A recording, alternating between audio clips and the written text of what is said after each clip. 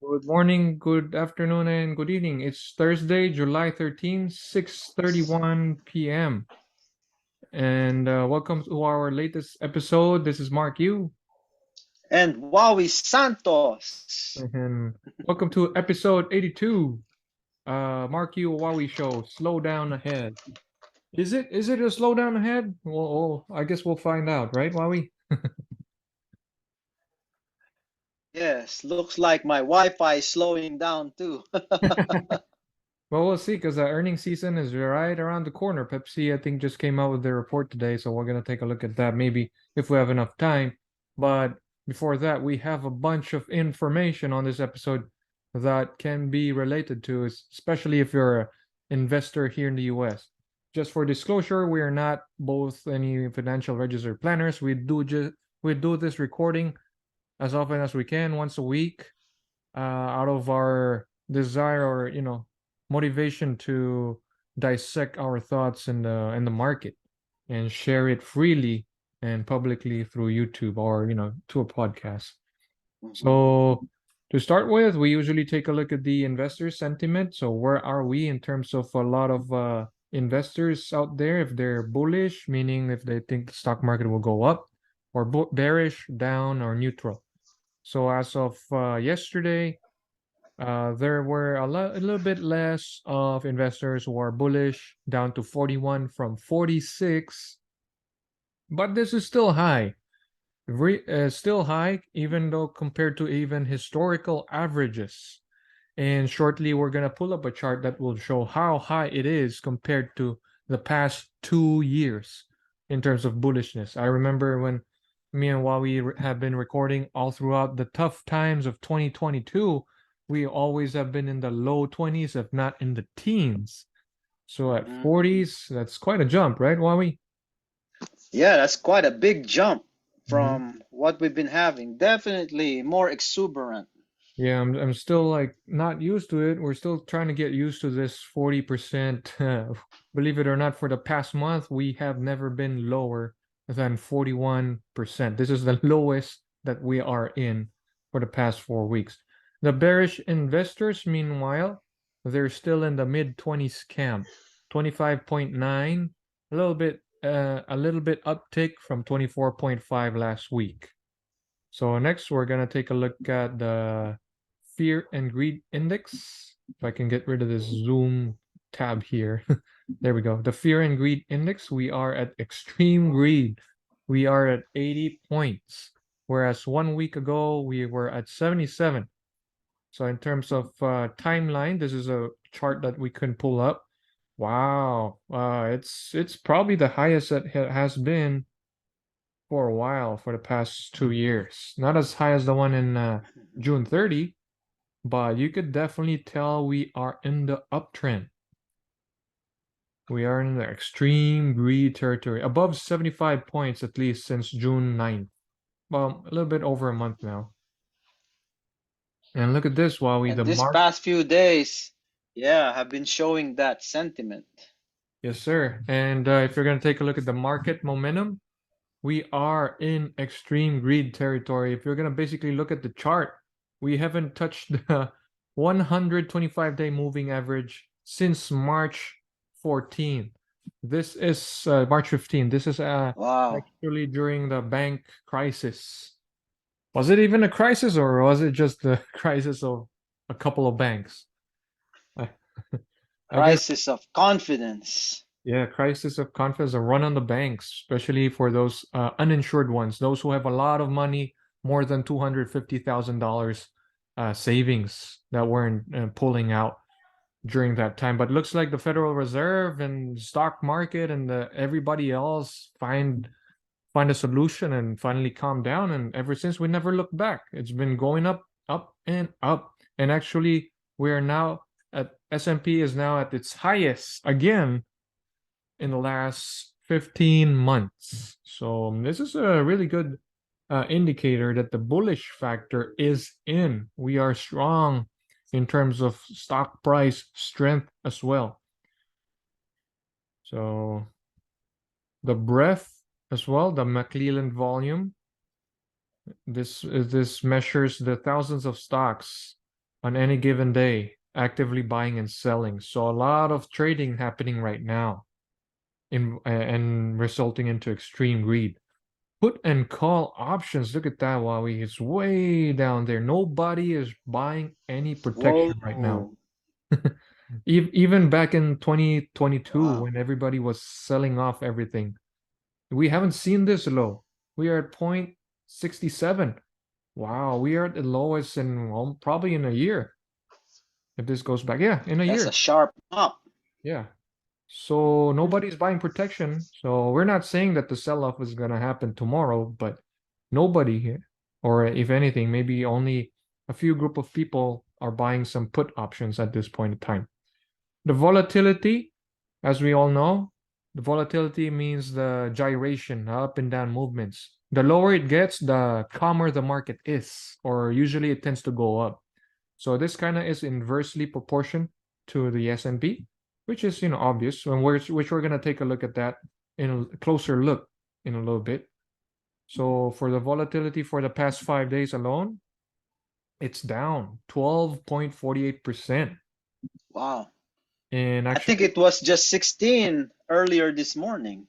it was. Oh wow. That's No, the it was 13.58 at high, and it was. it kind Okay. of kind of closed high actually. But since the start of the year, we're down 40% volatility. Investors are Amazing. loving the market right now. Nobody is buying volatility protection. The S&P 500 for the past 5 days, 2.4% higher. And since the start of the year, just as inverse with the volatility, Mhm. we're up 17.9%. And if your portfolio did a lot better than this, kudos to yourself. You beat a lot of people, including some of the money managers that handles billions and billions of dollars. Congrats to you. Mhm. The Nasdaq index for the past 5 days, wow, up 3.44%. Year to date, 36%. In the past 12 months, if you held on through the toughest times like last year, or even the whole year last year, you still end up winning. You're up 25.66%, despite the 21% bear market drop between August and October of last year. And congrats to you again if you're a long-term investor and you held on until this date. For the volatility of Nasdaq, obviously it's down 4.81% past week. Since the year to date, down 32%. I would imagine it would have been lower or more than 40% down because volatility for the S&P is down 40%, but I guess it's just down 32%. But well, who am I to complain? We're seeing green, so we're good. So for the 1 week performance of different industries, everybody is in the green. Basic materials, if you have exposure to commodities, miners, congrats to you. You're up. The industry is up 6.4%, followed by oil, energy. If you have oil, you might as well be suffering a lot so far this year. I remember me and Huawei recording a couple weeks ago. Energy was the worst performing. We're gonna take a look at that in a little bit, but for the past week, it was quite a turnaround for energy. Consumer cyclical, financial technology, interestingly, maybe slowing down some gains, maybe Nvidia. Let's take a look at Nvidia actually. I don't know what's going on with that stock for the past week, but this today alone, it's still up 4.73%.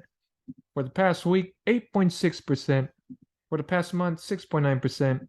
Year to date, 221%. What do you think about Nvidia, Now Huawei? I have I have the Nvidia, but I'm shaking my head because I just can't believe how that stock keeps going up. I know it has Shaking my head still. incredible power behind it. uh, yeah, Hmm. that's technology. That's technology for you.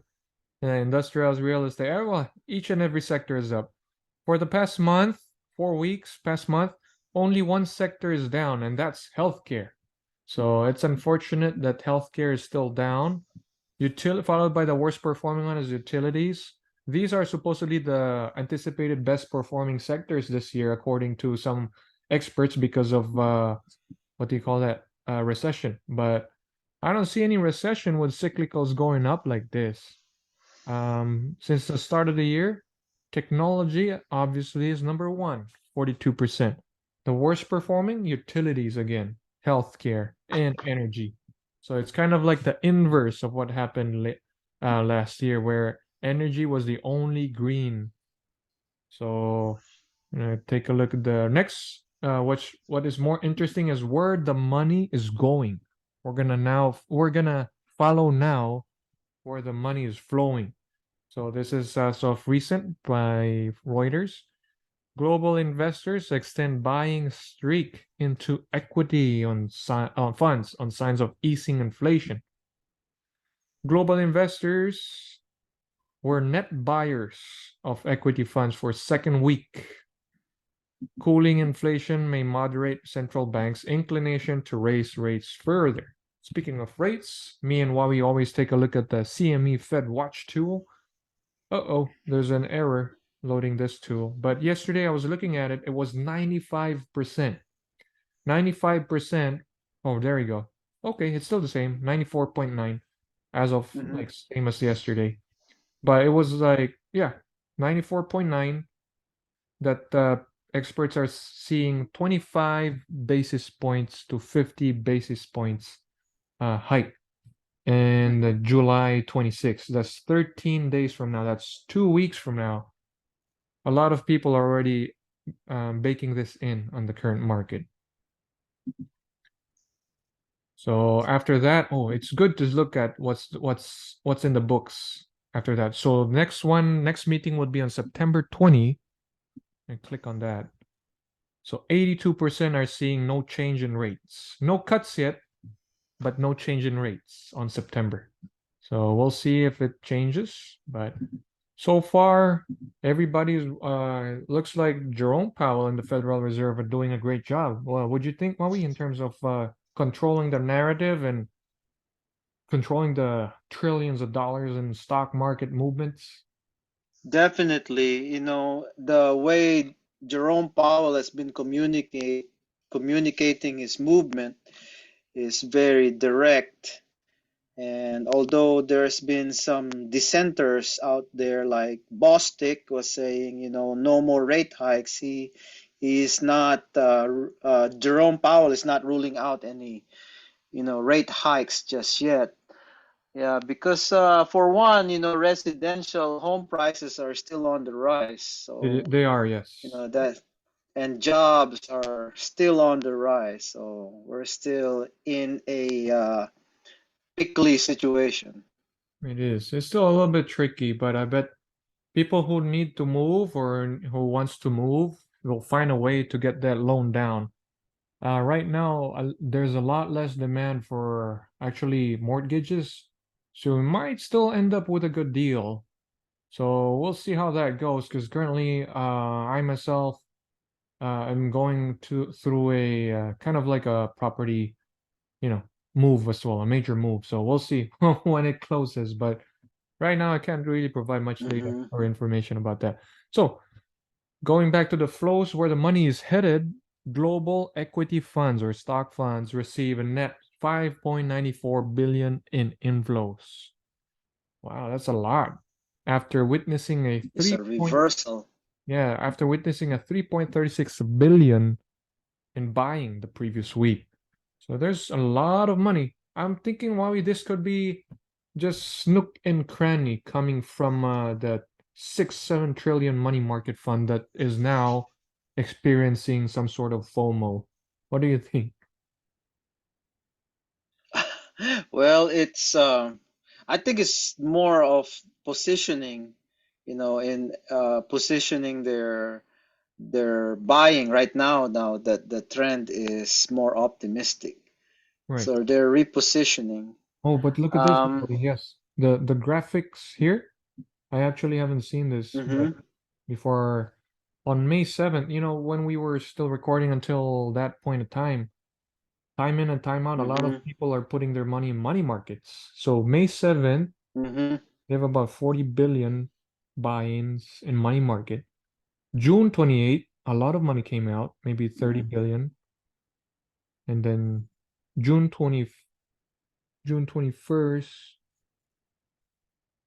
June 28th, June 21st, June 14th. So it kind of Mm-hmm. mixed up here. But there's been a lot of like money flowing out of money market, even more than Mm-hmm. 30 billion at one point as of June 14th. Mm-hmm. So definitely an optimistic positioning Yep. at this time, Bullish. and very bullish. And I think the first signal for things to even get better is when commercial office retail spaces start selling out because of the increasing default rates, Right. and residential mortgages may follow after that. I am not sure, Mhm. but just watching that recently. I have to monitor that closely because that would hit big time the economy if one by one the domino falls in terms of defaults. Yeah, I don't know the current US mortgage default rate, but the commercial mortgage default rate is out there, Mhm. and it's still going up, and I think it's up 6%. Default So rate. I think for mortgage, we haven't seen any warning signs. At least that's good. we haven't, it hasn't hit the, what do you call that? The waves yet, the newsline waves, delinquency. So usually I look at Redfin because they usually have a good amount of data set. Hmm.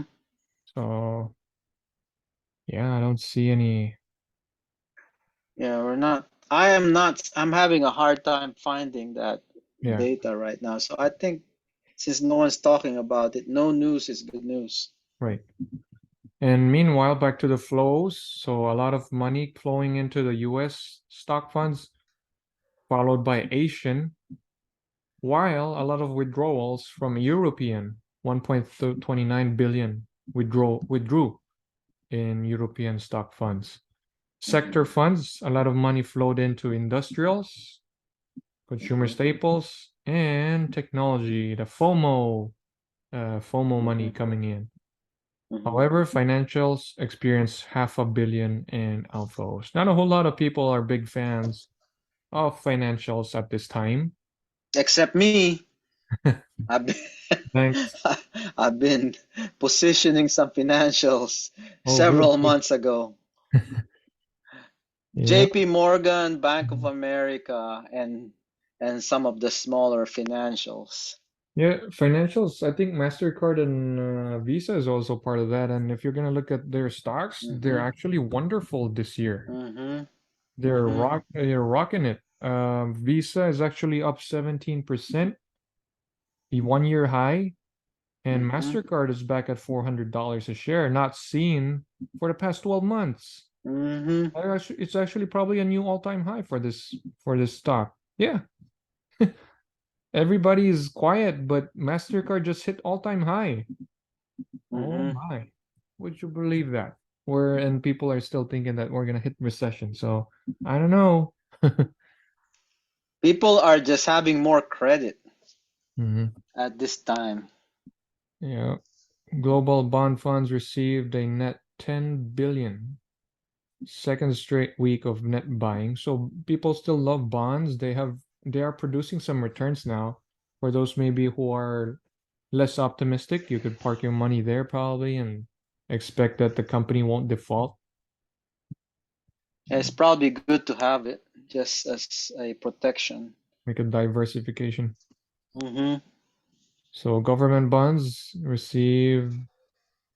attracted 1.8 billion. Corporate, this is the companies, largest weekly inflow in 6 weeks, 2.19 billion.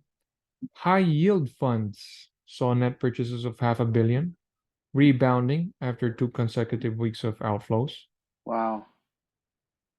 Ah, It's another good sign, I guess. mhm. Oh, investors actually put some money, 53 billion back into money market funds. Their first weekly buying, net buying in the past month.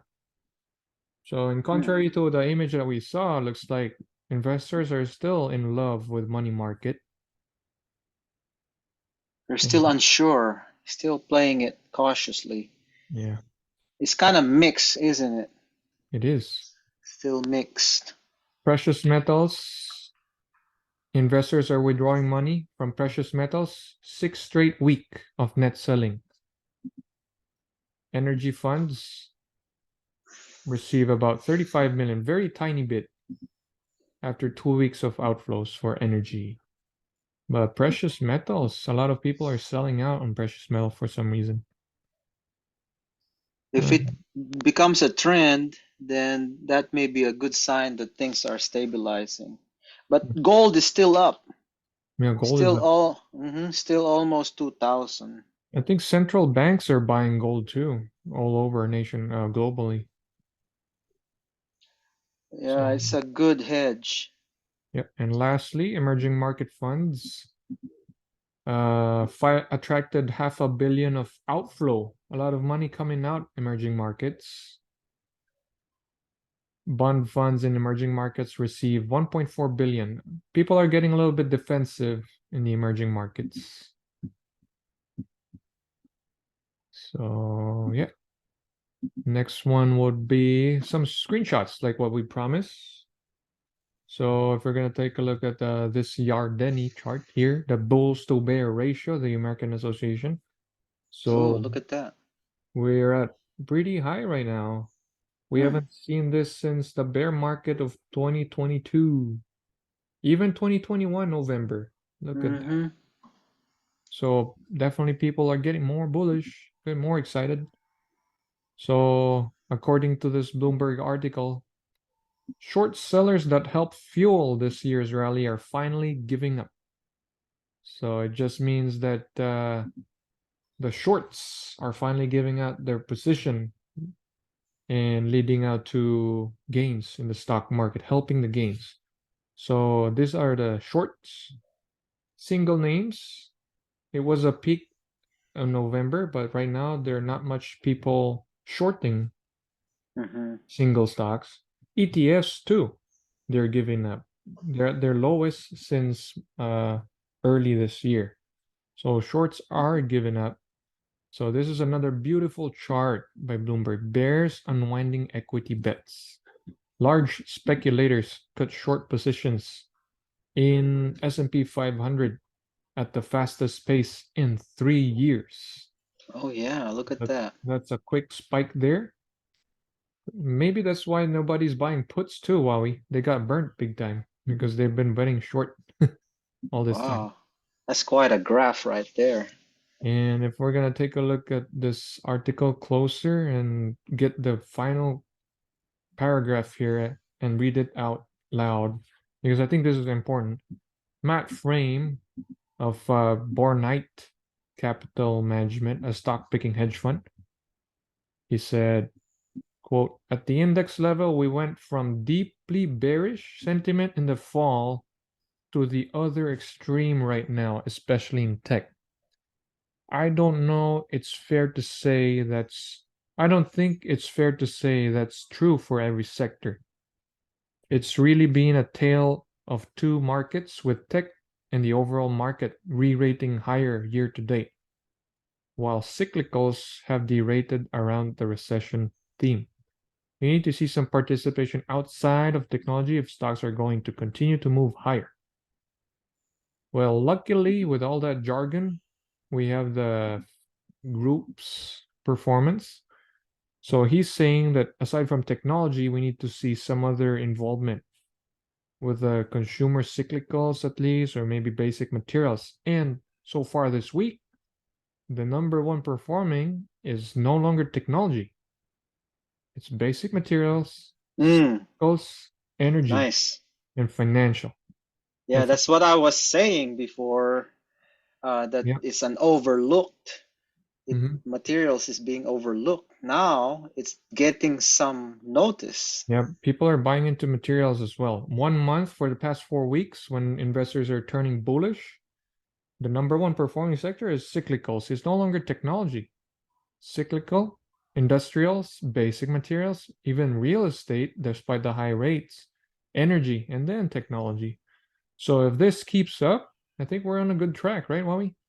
I think so. A lot more breath. Especially, especially, yeah, especially with materials if we're gonna start ramping up production again. Yeah. Meanwhile, one country that's very critical in terms of continuing growth, not only locally here in the US, but also nationwide, is China. But China has been having issues, a lot of slowdown happening. Even Goldman Sachs came out with a stunning report predicting that it would have trouble in terms of raising money because right now, not a lot of funds are investing in China. So they're trying, the country is trying their best to stimulate growth right now. So they're providing economic aid after property debt relief.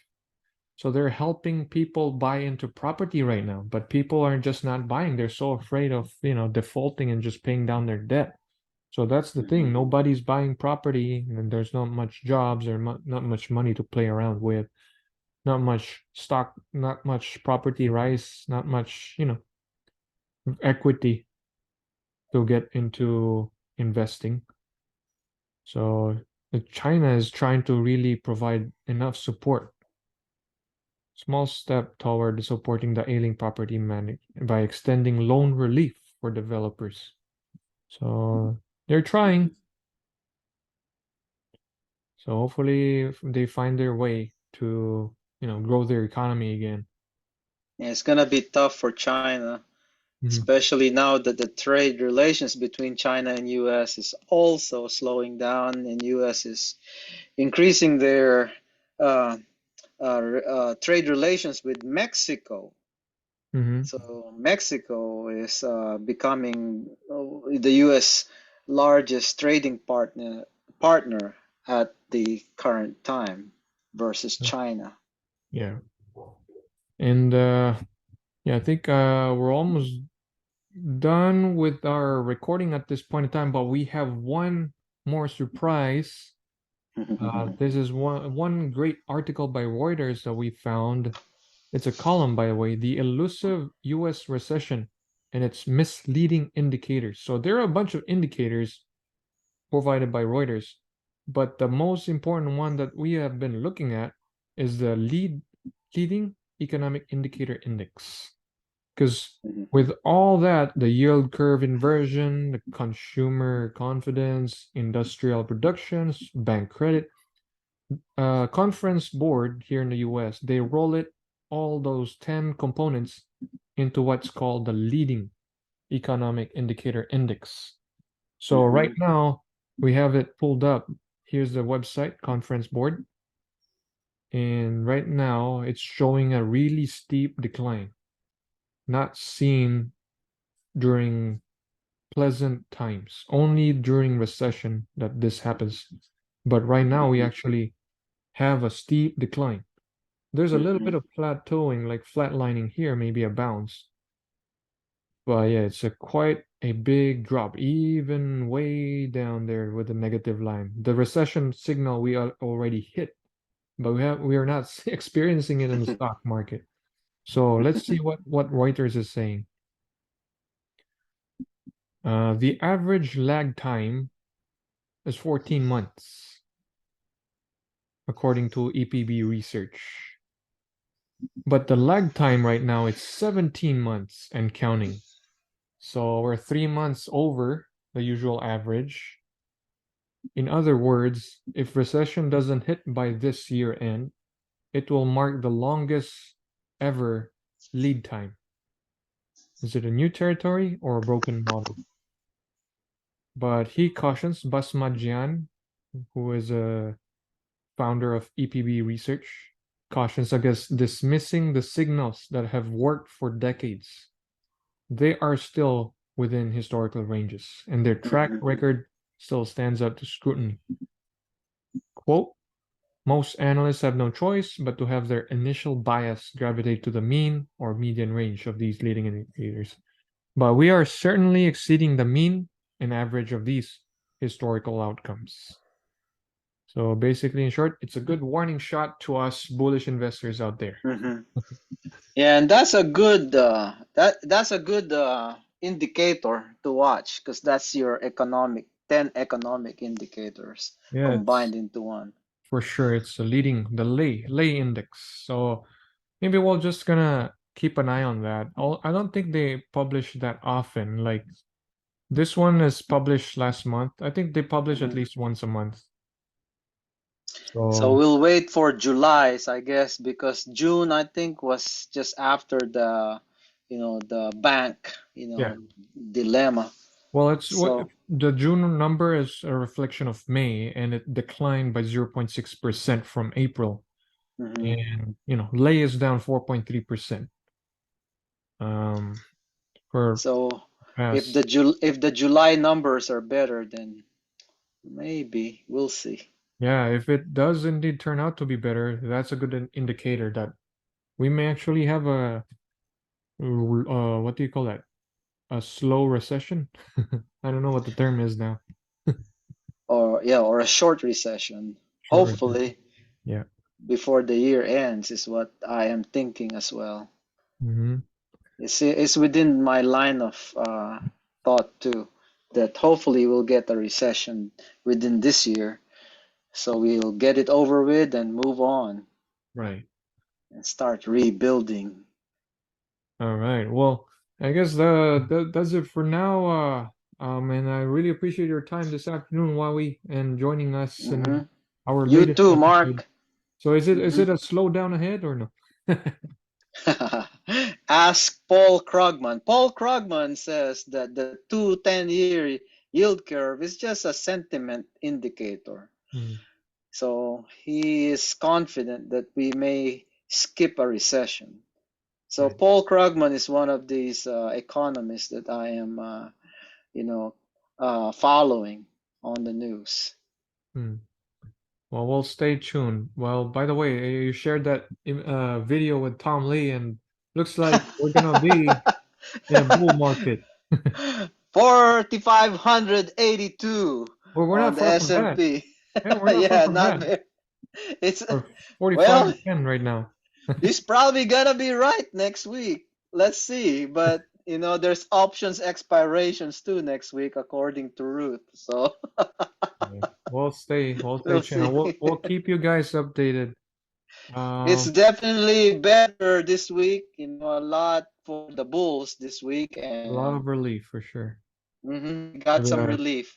with the CPI, is it CPI or PCE that registered a lot less than what was expected, indicating a steep decline. CPI, yeah, CPI, and also the PPI shows a decline. Yeah, So those two signals are good. yeah, those are the inflation numbers that the Fed is looking at if they're gonna raise the rates or not. But yeah, right now the Fed funds are at 5.5%, and the Hmm. CPI is at 3. So they're closing into their target at 2. So we'll see. Hmm.